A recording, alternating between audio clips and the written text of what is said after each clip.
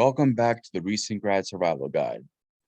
In this part of the series, we will be going over social media tips and scrolling responsibly. So with that being said, let's get started. The first tip is limiting passive use.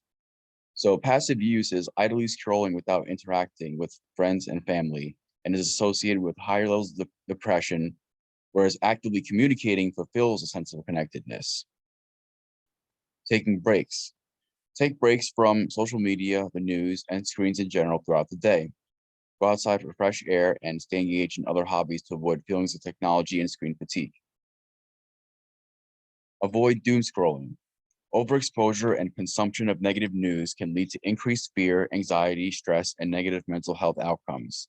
Set boundaries with your social media use, such as a timer for when scrolling for news updates, apps that limit the amount of time you can spend on them per day, and listen to your body to know when you start feeling negative emotions as an indicator of when to stop. And this ties into the mindfulness aspect, which is another part of the series. And that involves listening to your body and the sensations that come along. And we are about to get into some of those symptoms in the next tip here, which is avoiding technology fatigue. And so that's media multitasking, having multiple screens and tabs open can contribute to technology fatigue. So try to focus on one thing at a time, and staring at screens all day can cause fatigue, headaches, and difficulty concentrating. So that's why it's important to pay attention to your body. And when you start to notice symptoms such as these, then you know it's time to take a break.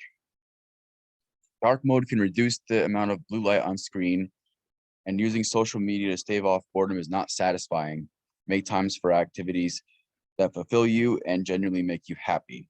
And that goes back into what we were talking about earlier in the series about self-care and living a well-balanced life. So with that being said, that concludes this part of the series, and please check out the rest of our recent Grad Survival Guide series.